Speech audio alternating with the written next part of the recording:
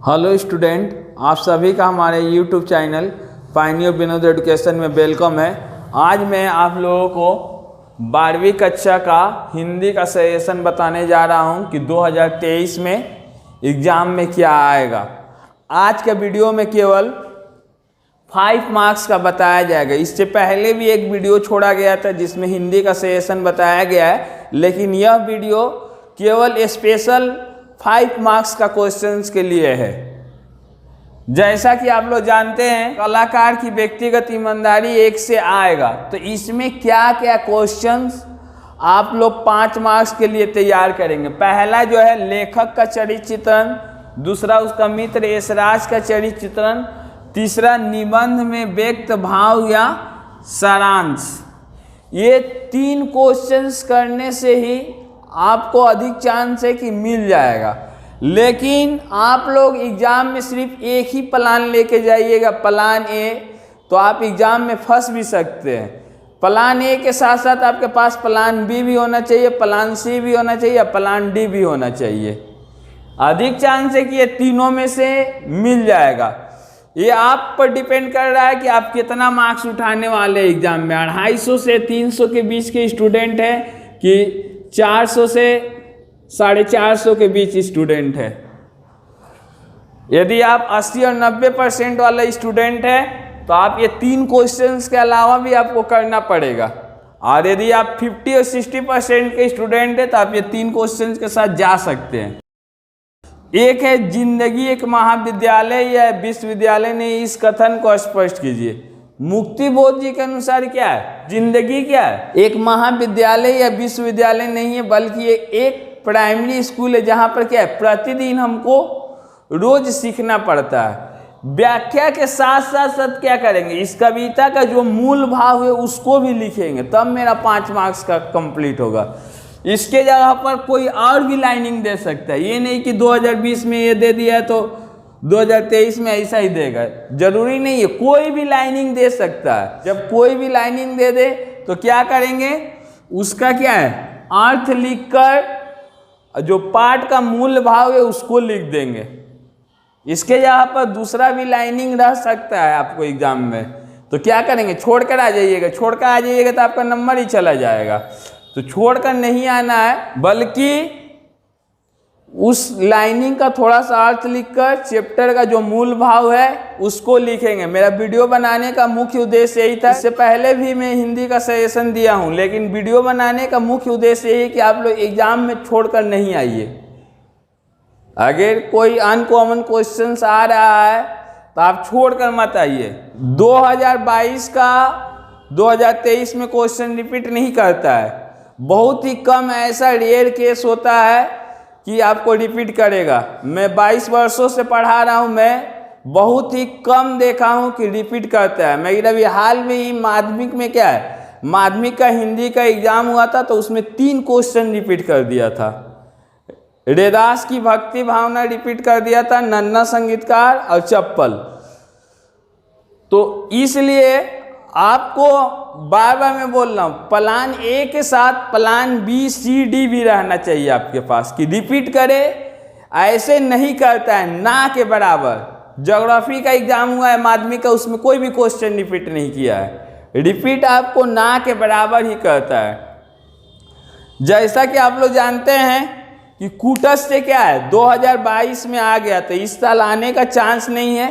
अगर by the way exam में दे दिया, देता नहीं है, बाय द वे अगर दे दिया तो क्या करेंगे आप लोग। तो इस वर्ष ये लॉन्ग कर रहे लेकिन कूटज का लाइनिंग कर रहे हैं, तो कूटज का जो लाइनिंग किए हैं उसी आधार पर हम क्या है लिख देंगे। एग्जाम में छोड़कर नहीं आना है। अगर कूटज से आ गया बाय द वे, तो जो कूटज का लाइनिंग पढ़े, उस चैप्टर का मूल भाव जाने हैं, उसी आधार पर लिख देंगे। छोड़ना नहीं है। वीडियो बनाने का मुख्य उद्देश्य यही है।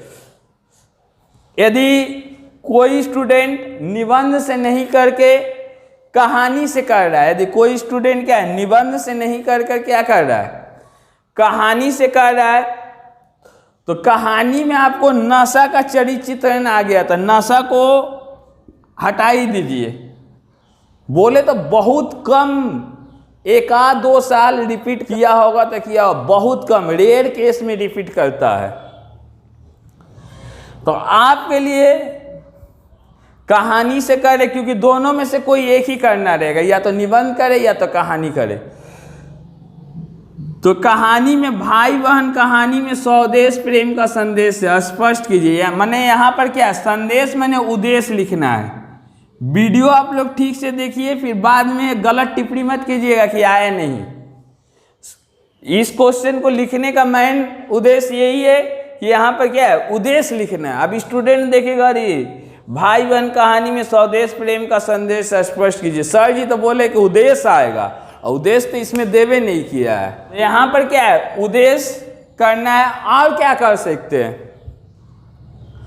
और क्या कर सकते हैं, और आप श्री राम का चरित्र चित्रण कर सकते हैं भाई बहन कहानी के आधार पर, साहब का कर सकते हैं, सुंदरिया का कर सकते हैं। अभी तक किसी साल में पूछा नहीं है, मैं पूछ सकता है। और इसके अलावा एक क्वेश्चन और है कि कहानी कला के तत्वों के आधार पर भाई बहन कहानी की समीक्षा कीजिए। ये पहले बहुत ही पूछता था इस टाइप का क्वेश्चन, मगर अभी ना के बराबर कर दिया है। जब से न्यू सिलेबस आया है, ऐसा क्वेश्चन ना के बराबर कर दिया है कि कहानी कला के तत्वों के आधार पर भाई बहन कहानी की समीक्षा कीजिए। तो इस ऐसा क्वेश्चन में क्या क्या लिखना रहता है, कथा वस्तु हो जाता है पॉइंट में, चरित्र चित्रण हो जाता है, संवाद हो जाता है, शीर्षक हो जाता है, उद्देश्य हो जाता है। उसके बाद से मलबे का मालिक कहानी में मूल्यों का विघटन उजागर होता है, स्पष्ट कीजिए। ये भी दे देगा। तो क्या है, यहाँ पर उद्देश्य लिखना। बहुत सारे स्टूडेंट बोलेंगे सर जी तो बोले तो उद्देश्य, यहाँ पर तो दूसरा बात दे दिया है, उद्देश्य ही लिखना है। क्वेश्चन समझने का आप लोग कोशिश कीजिए। इसके अलावा इसमें से क्या कर सकते हैं, मलबे का मालिक कहानी के आधार पर गनी मियाँ का चरित्र चित्रण और रखा पहलवान का चरित्र चित्रण। कहानी कला के तत्वों के आधार पर यदि कोई स्टूडेंट 90% वाला स्टूडेंट है तो वो पढ़ सकता है कहानी कला के तत्वों के आधार पर मलबे का मालिक कहानी की समीक्षा कीजिए। इसके बाहर कभी क्वेश्चंस आ ही नहीं सकता है। नशा का चरित्र चित्रण 2023 में आ गया है, तो इस बार आप लोग उद्देश्य और शीर्षक में से पढ़ सकते हैं यदि पढ़ना चाहते हैं तो। नशा से क्या है, उद्देश्य और शीर्षक में से अगर कोई पढ़ना चाहता है तो पढ़ सकता है, मगर रिपीट नहीं करता है। ये नहीं कि माध्यमिक में रिपीट कर दिया तो आपको एचएस में भी रिपीट करेगा। कविता से 5 मार्क्स का क्या आएगा, जैसा कि आप लोग जान रहे हैं कि 2023 में तुलसीदास से आएगा। तो क्या क्या पढ़ना है, सच्चे तुलसीदास जी के अनुसार सच्चे मित्र के क्या लक्षण है और कपटी मित्र से क्या क्या सावधानी रखना चाहिए, और तुलसीदास की भक्ति भावना। अभी तक जो भी प्रीवियस ईयर्स का एग्जाम हुआ है तो यही पूछा है, लेकिन इसके अलावा एक क्वेश्चन और भी पूछ सकता है कि तुलसीदास की काव्यगत विशेषताएं लिखिए। इतना करने के बाद आप निश्चिंत हो जाइएगा, आपका क्वेश्चन छूटेगा नहीं। कोई भी क्वेश्चन देगा तो छूटेगा नहीं। और रिपीट की बात रही, रिपीट करता नहीं है। अगर कभी का रिपीट किया तो उसका तो लाइनिंग आप लोग तैयार कर रहे हैं ना, तो लाइनिंग के आधार पर लॉन्ग क्वेश्चंस लिख दीजिएगा। रिपीट किया तो, रिपीट करता नहीं है। अथवा में आपको संध्या सुंदरी या समय के ढेर पर और अवकाश वाली सभ्यता से तीनों में से एक रहेगा। आप कौन सा पोर्शंस कीजिएगा 5 नंबर में सेलेक्ट कर लीजिए। मेरे ख्याल से ये वाला ज़्यादा ईजी है। ऐसे 2 क्वेश्चंस करने से ही मिल जाएगा। लेकिन जो स्टूडेंट 80 और 90% मार्क्स ले आने वाला है एग्जाम में, जो स्टूडेंट 80 से 90% के बीच मार्क्स लाने वाला है वो काव्यगत विशेषता करके जाए। ऐसा अभी तक कभी पूछा नहीं है। अथवा में संध्या सुंदरी समय के ढेर पर अवकाश वाली सभ्यता का मूल भाव रहेगा। तो आपको हिंदी में टोटल 4 ही लिखना रहता है, 4 ही बड़ा क्वेश्चन लिखना रहता है। एक कविता से, एक कहानी और निबंध से, और 2 हिंदी साहित्य के इतिहास से। तो आइए देख रहे हैं हिंदी साहित्य के इतिहास में क्या आएगा। 5 मार्क्स का हिंदी साहित्य के इतिहास से 2 क्वेश्चन आएगा, 5 × 2 10 नंबर का, 5 × 2। तो 2023 में क्या क्या आ सकता है, आपको 4 क्वेश्चन दिया रहेगा और कोई 2 लिखना रहेगा। तो पहला क्वेश्चन अधिक चांस है कि खड़ी बोली का विकास और एक क्वेश्चन खड़ी बोली से ये भी है कि खड़ी बोली के विकास में सरस्वती पत्रिका का क्या योगदान है। दूसरा टाइप का क्वेश्चन देता है काव्यगत विशेषता। हिंदी साहित्य के इतिहास में 12वीं कक्षा में एक क्वेश्चन आपको काव्यगत विशेषता से आएगा। तो महादेवी वर्मा, आगे जयशंकर प्रसाद, मैथिली सेनगुप्त और मुक्तिबोध, इसमें से कोई एक या दो काव्यगत विशेषता आपको एग्जाम में जरूर आएगा। मैं अपने YouTube चैनल पर इन काव्यगत विशेषताओं का आंसर छोड़ूंगा। मगर आप लोगों को क्या है, बहुत ही 5 मार्क्स में लिखना है। हम लोग जो पढ़ाए हैं 15 मार्क्स का लेवल पर पढ़ाए हैं, देख रहे उसको छोटा करके डालेंगे। टिप्पणी इस साल के लिए 2 पढ़िएगा आप लोग, भारतेंदु हरिश्चंद्र और नागार्जुन, जिसमें भारतेंदु हरिश्चंद्र का आने का 99% चांस है कि ये भारतेंदु हरिश्चंद्र आपको आएगा। और एक क्वेश्चन जो देगा प्रवृत्तियां या विशेषता से, प्रवृत्तियां या विशेषता से।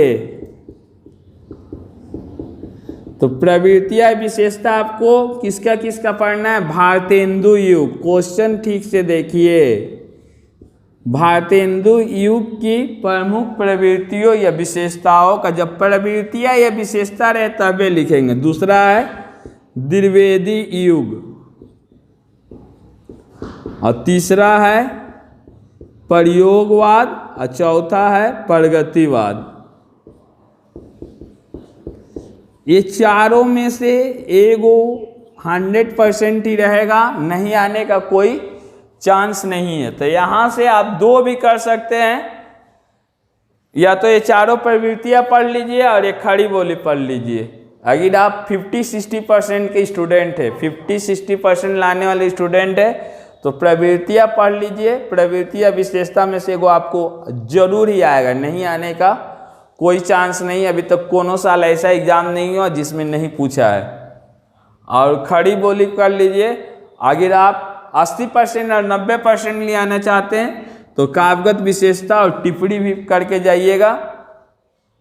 यदि आपको यह वीडियो अच्छा लगे तो वीडियो को लाइक करें तथा अपने दोस्तों को भी शेयर करें ताकि उनको भी लाभ हो सके। और चैनल पर नए हैं तो सब्सक्राइब करना ना भूलें।